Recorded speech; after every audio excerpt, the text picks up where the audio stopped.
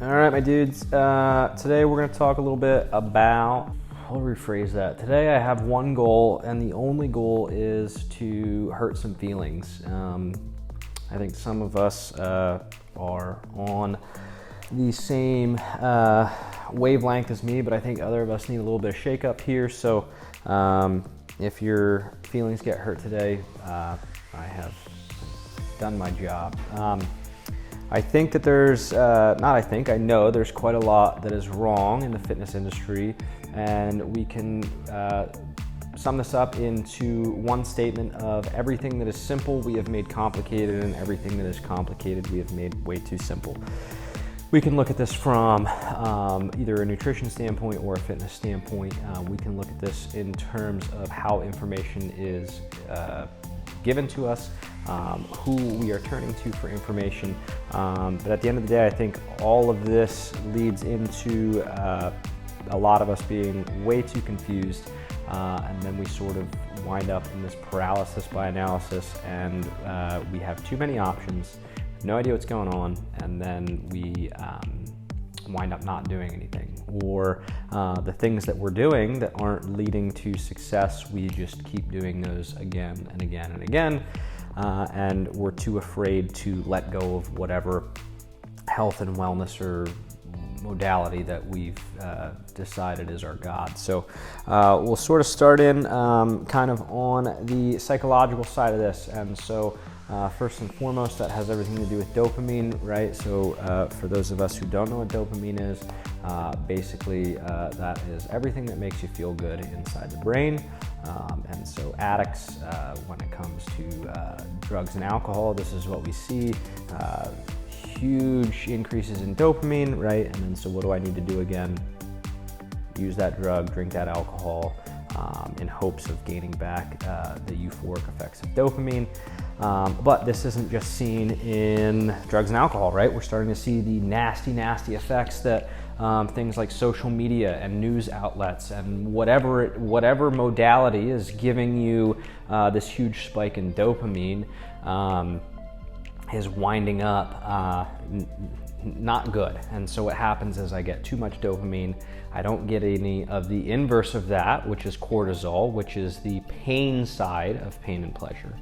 And then all of a sudden things that are supposed to be pleasurable are just there, right? And so why is this important in terms of health, wellness, and fitness? It's because we are way too obsessed with instant gratification. How can I feel good right now? And we have no long-term plan for gratification. In fact, we know that individuals who balance out dopamine with cortisol, meaning those individuals who can delay gratification, actually experience increases in dopamine. And so for any of you who have ever struggled with a long-term nutrition plan or a weight loss plan, you can attest to this. 2, 3, 4, 10 years of work to get to whatever weight loss goal you had in mind and you finally hit it, how euphoric that feels, versus going out and binging one weekend on our favorite flavor of ice cream or whatever it is, doesn't really ever feel that great when we think back on it. So let's take this dopamine response and let's start to apply this to things like nutrition and exercise. So you go out to dinner, fancy restaurant, you have your ice cream or your cake or whatever it is. Ask yourself, does that 20th bite taste nearly as good as the first bite? And the honest answer is no, right? It's always that first bite, that instant gratification, that instant dopamine dump that kind of triggers us. But what does that do? Then the body chases that. So if you're someone who is struggling in any capacity, fitness-wise, health and wellness-wise, the first thing I would look at is we can look at this in terms of maybe priorities or your game plan, and that's making sure that you have things set in place for the long term. I think too many of us are so obsessive compulsive about what's going to happen in the next 30 days, the next 8 weeks, the next whatever it is, that we lose sight of that long-term plan. not only is that going to set you up for continued success week after week, month after month, and for some of us, that might even be year after year, but it's also going to make sure that we're not just chasing that euphoria of dopamine. We're not just chasing that the metaphorical like button, but instead we're actually balancing out pleasure and pain, which again, long term is going to lead to much greater success, and also it's going to produce much greater feelings of accomplishment when we finally get there. A great quote I once heard, no idea who said it, so if you're watching this and you know who said it and you want to give them credit, please leave it in the comments, but if you're miserable and fat and you want an 8-pack, you're not going to be happy with an 8-pack, right? You're still going to be miserable with an 8-pack. And so I think we can kind of take from this rather silly quote and apply it to ourselves and ask ourselves why it is that we're chasing what we're chasing. And I think some of us, whether it's just the pursuit of that feel-goodness, or for others, taking that step back and saying, okay, do I have a game plan? What are my priorities? Why is it that I'm chasing whatever goal that I'm chasing? We can go a little bit deeper here with nutrition.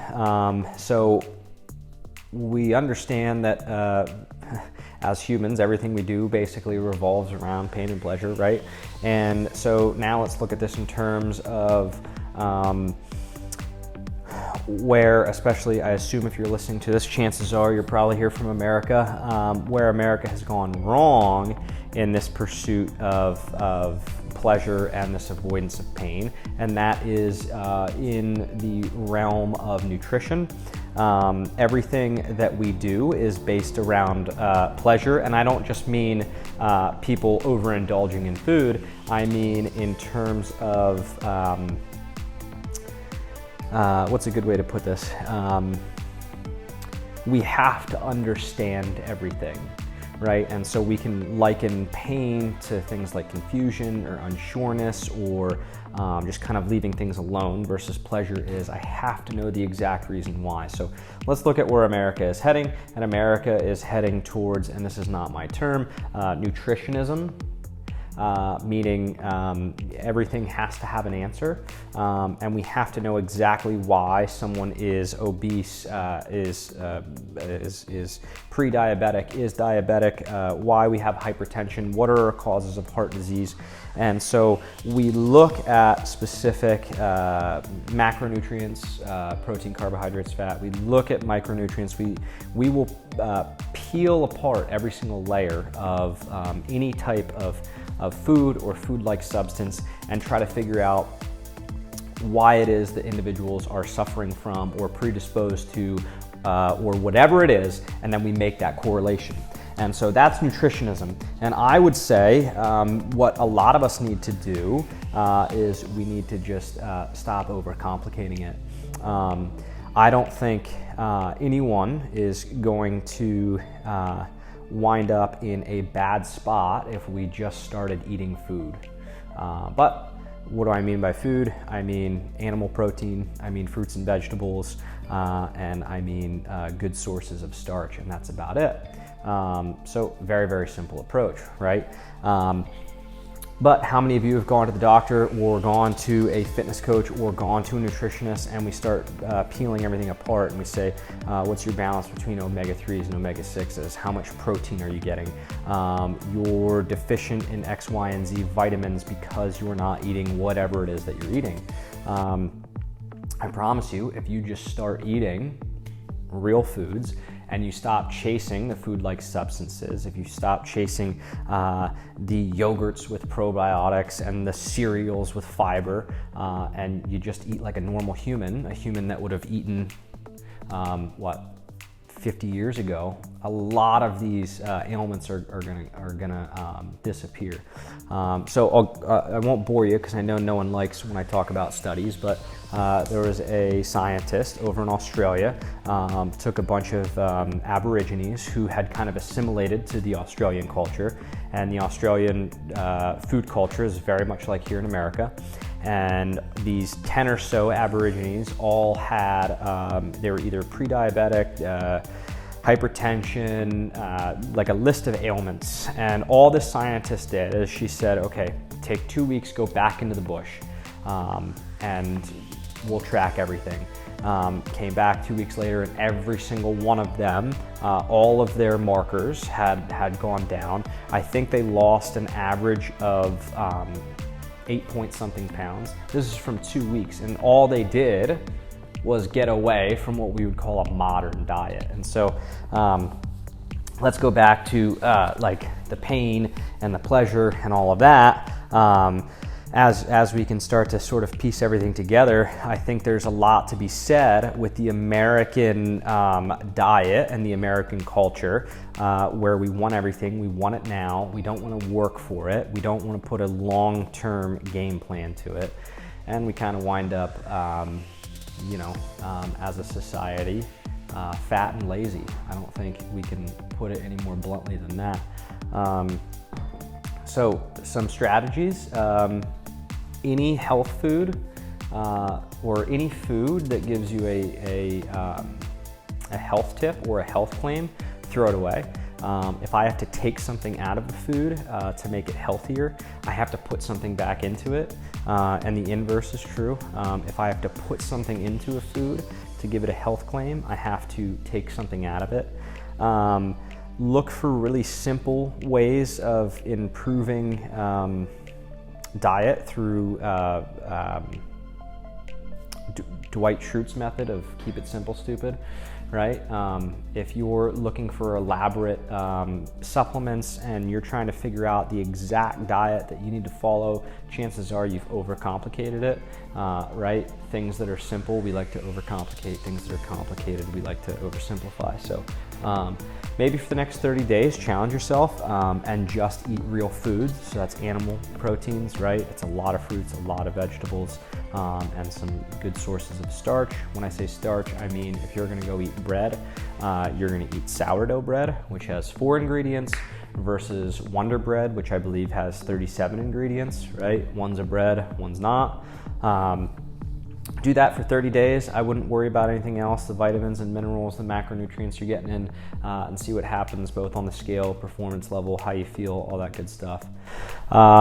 We can move on to the fitness side of things.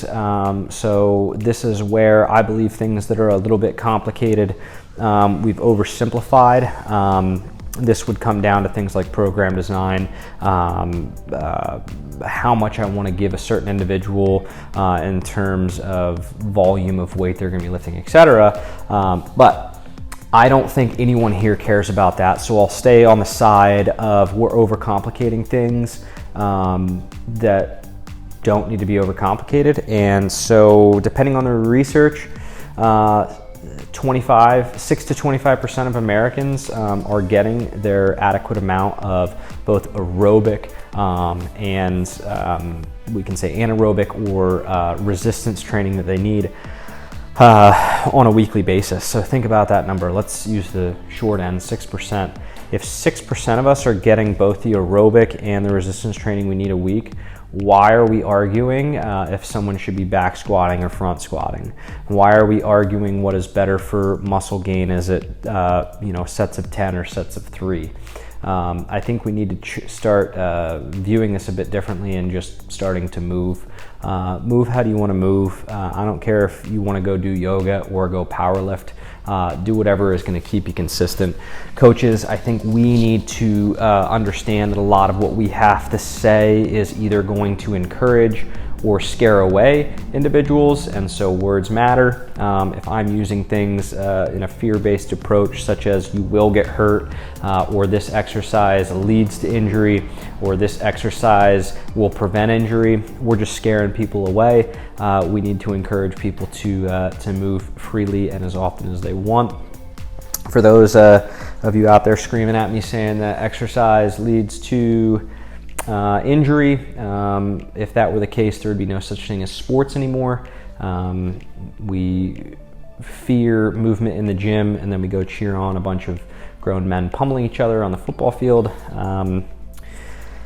So there's a lot to be said in terms of what we're saying as professionals. I think a lot of what we need to do is just shut our mouths and encourage individuals to come to the gym, move how they want to move. And on the other end is most humans, right? So as little as 6% of us are doing what we need to do. I think most humans are just too weak to wind up hurting themselves. So, I mean, if anything, as a coach, that should give you a lot of excitement in realizing that chances are the human who's coming to me for help when they first start off, they can do almost anything and they're really not going to wind up in bad shape. No, this isn't a free-for-all where we just are being negligent. Make sure you're paying attention. But I think as coaches, sometimes we need to take a deep breath, encourage more people to get to the gym, encourage them to move how they want to move. Who cares what they're doing? And I think as a whole, we're going to see a whole lot more individuals moving better long term. So if you can kind of bite the bullet early on, kind of keep your mouth shut, not get so analytical, wait, allow that individual to solidify a routine, become consistent. Okay, then from there we can start to get nitpicky with our instructions.